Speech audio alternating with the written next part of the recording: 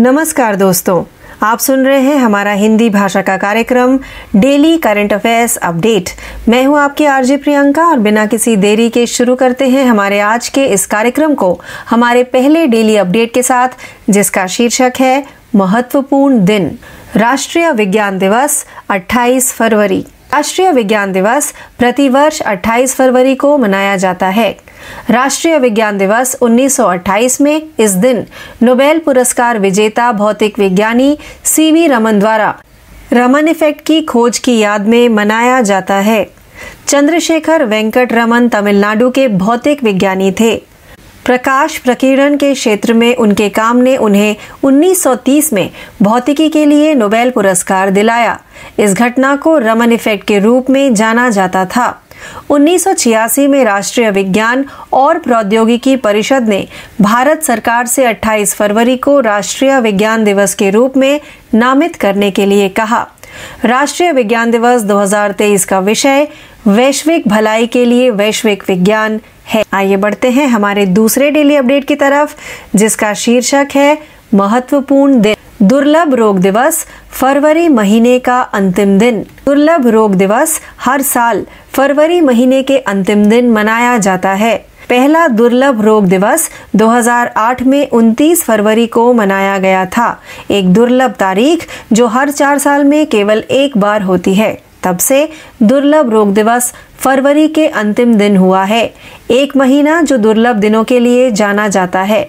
दुर्लभ रोग दिवस का मुख्य उद्देश्य आम जनता और निर्णय लेने वालों के बीच दुर्लभ बीमारियों और रोगियों के जीवन पर उनके प्रभाव के बारे में जागरूकता बढ़ाना है। दुर्लभ रोग दिवस 2023 का विषय अपने रंग साझा करें है। आइए आगे बढ़ते हैं हमारे तीसरे डेली अपडेट की तरफ, जिसका शीर्षक है निधन। गुजरात के पूर्व राज्यपाल ओपी कोहली का 87 साल की उम्र में निधन। गुजरात के पूर्व राज्यपाल और भारतीय जनता पार्टी भाजपा के वरिष्ठ नेता ओम प्रकाश कोहली का हाल ही में निधन हो गया।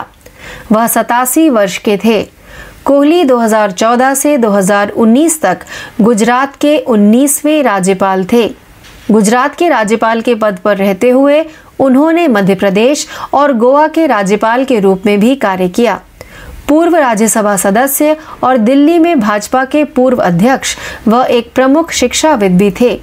उन्होंने 1994 से 2000 तक राज्यसभा में कार्य किया और अन्य समिति की सदस्यता के बीच आवास समिति की अध्यक्षता की। आइए बढ़ते हैं हमारे चौथे डेली अपडेट की तरफ, जिसका शीर्षक है खेल। विराट कोहली अंतर्राष्ट्रीय क्रिकेट में 25,000 रन बनाने वाले छठे बल्लेबाज बने। विराट कोहली ऑस्ट्रेलिया के खिलाफ दूसरे टेस्ट मैच के दौरान सभी प्रारूपों में 25,000 रन बनाने वाले दुनिया के छठे और सबसे तेज बल्लेबाज बन गए, जिसे भारत ने नई दिल्ली में 6 विकेट से जीता। कोहली ने 115 रन के लक्ष्य का पीछा करते हुए नाथन लियोन को दूसरी पारी में 12वें ओवर में चौका जड़कर 8 रन तक पहुंचने के बाद यह उपलब्धि हासिल की। वह कुल मिलाकर अपने 492 मैच में आए थे और इस मुकाम तक पहुंचने के लिए उन्हें 52 रन की जरूरत थी। उन्होंने भारत की पहली पारी में 44 रन बनाए और दूसरी पारी में 20 रन बनाकर 25,012 रन पर आउट हो गए।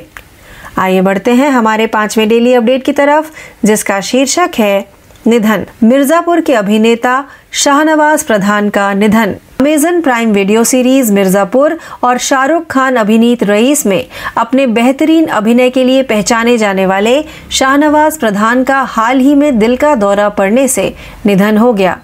वह 56 वर्ष के थे। मिर्जापुर और रईस के अलावा प्रधान MS Dhoni, the untold story, खुदा हाफिज और फैंटम जैसी कई फिल्मों का हिस्सा रहे हैं। उन्होंने वेब सीरीज और टीवी शो जैसे the Family Man, Hostages, Krishna और 24 में भी कई किरदार निभाए। Cine and TV artists association CINTAA ने ट्विटर पर प्रधान के निधन पर शोक व्यक्त किया। आइए आगे बढ़ते हैं हमारे 6वें डेली अपडेट की तरफ, जिसका शीर्षक है रैंक और रिपोर्ट। वित्त वर्ष 2024 में भारत की GDP 6.2% की दर से बढ़ने की संभावना। Morgan Stanley. मॉर्गन स्टैनली ने एक शोध रिपोर्ट में कहा है कि वित्त वर्ष 2024 में भारत के सकल घरेलू उत्पाद जीडीपी की वृद्धि दर 6.2% रहने की उम्मीद है, क्योंकि आसन्न मंदी की आशंका के बीच घरेलू मांग का चालक बरकरार है। रिपोर्ट में कहा गया है कि 2022 में अर्थव्यवस्था के पूरी तरह खुलने से उपभोग में चक्रीय सुधार, निजी कॉरपोरेट और वित्तीय क्षेत्र में अच्छी बैलेंस शीट के साथ निजी पूंजीगत व्यय में तेजी और सरकारी पूंजीगत खर्च में तेजी आने के बाद दुनिया की 5वीं सबसे बड़ी अर्थव्यवस्था 6% के जीडीपी वृद्धि के आंकड़े को पार कर जाएगी। आइए आगे बढ़ते हैं हमारे 7वें डेली अपडेट की तरफ, जिसका शीर्षक है रक्षा। BEL भारतीय त्रिसेवाओं के लिए इजराइल की लौरा बैलिस्टिक मिसाइल का निर्माण करेगी। रक्षा PSU Bharat electronics limited BEL ने भारतीय त्रिसेवाओं के लिए लौरा हथियार प्रणाली के घरेलू निर्माण और आपूर्ति के लिए इजराइल एरोस्पेस इंडस्ट्रीज IAI के साथ एक समझौता ज्ञापन पर हस्ताक्षर किए हैं। अत्याधुनिक रणनीतिक हथियार प्रणाली हथियार का निर्माण BEL द्वारा प्रमुख ठेकेदार के रूप में किया जाएगा, जो IAI के साथ वर्क शेयर व्यवस्था के आधार पर होगा। समझौता ज्ञापन उच्च प्रौद्योगिकी रणनीतिक रक्षा प्रणालियों के क्षेत्र में भारत और इजराइल के बीच बढ़ती साझेदारी का परिणाम है और प्रमुख हथियार प्रणालियों के लिए भारत सरकार की मेक इन इंडिया पहल के अनुरूप है। आइए आगे बढ़ते हैं हमारे 8वें डेली अपडेट की तरफ, जिसका शीर्षक है पुरस्कार। कोल्लम जिले ने सर्वश्रेष्ठ जिला पंचायत के लिए स्वराज ट्रॉफी 2021-22 जीती। कोल्लम जिला पंचायत ने 2021-22 वित्तीय वर्ष के लिए राज्य में सर्वश्रेष्ठ जिला पंचायत के लिए स्वराज ट्रॉफी जीती। कन्नूर जिला पंचायत रैंकिंग में दूसरे स्थान पर रही। तिरुवनंतपुरम निगम ने सर्वश्रेष्ठ निगम की ट्रॉफी हासिल की। मुलनथुरुथी ग्राम पंचायत ने राज्य में सर्वश्रेष्ठ ग्राम पंचायत के लिए पुरस्कार जीता और पप्पी निसेरी और मारंगट्टूपिल्ली ग्राम पंचायतों ने दूसरा और तीसरा स्थान हासिल किया। सर्वश्रेष्ठ ब्लॉक पंचायत का पुरस्कार पेरामपाप्पू को मिला, जबकि कोडकारा और नेदुमंगद ने दूसरा और तीसरा स्थान हासिल किया।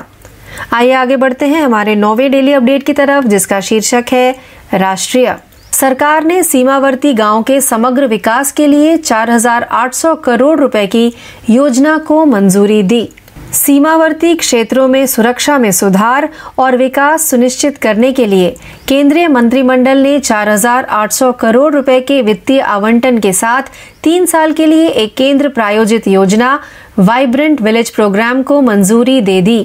इस योजना का उद्देश्य उत्तरी सीमा पर पहचाने गए गांवों का व्यापक विकास करना है, जिससे इन गांवों में रहने वाले लोगों के जीवन की गुणवत्ता में सुधार होगा। जिन प्रमुख परिणामों का प्रयास किया गया है वे हैं सभी मौसम की सड़क, पीने के पानी, 24 घंटे 7 दिन बिजली, सौर और पवन ऊर्जा और मोबाइल और इंटरनेट कनेक्टिविटी के साथ कनेक्टिविटी। आइए बढ़ते हैं हमारे 10वें व अंतिम डेली अपडेट की तरफ, जिसका शीर्षक है विज्ञान और प्रौद्योगिकी। लैक्सी ChatGPT द्वारा संचालित भारत का पहला AI असिस्टेंट। ChatGPT संचालित AI चैटबॉट लैक्सी भारत में आ गया है। एक वित्तीय प्रौद्योगिकी फर्म वेलोसिटी ने ई-कॉमर्स मालिकों को सरल तरीके से व्यावसायिक जानकारी के साथ पेश करके उनकी सहायता करने के लिए चैटबॉट लॉन्च किया। वेलोसिटी इनसाइट्स वेलोसिटी के मालिकाना एनालिटिक्स प्लेटफॉर्म को चैटबॉट के साथ जोड़ा गया है। चैटबॉट का अनावरण फर्म द्वारा एक आधिकारिक ब्लॉग पोस्ट में किया गया था। वेलोसिटी के CEO और सह संस्थापक अभिरूप मेडेकर ने उसी ब्लॉग पोस्ट में कहा कि उत्पाद टीम अपने ग्राहकों के लाभ के लिए ChatGPT तकनीक का लाभ उठाने के तरीकों पर मंथन कर रही थी। तो इस अपडेट के साथ हमारा आज का यह हिंदी भाषा का कार्यक्रम डेली करंट अफेयर्स अपडेट्स यही समाप्त होता है। ज़्यादा जानकारी के लिए यूं ही जुड़े रहिए। मैं आपकी RJ प्रियंका आपसे यही विदा लेती हूँ। धन्यवाद।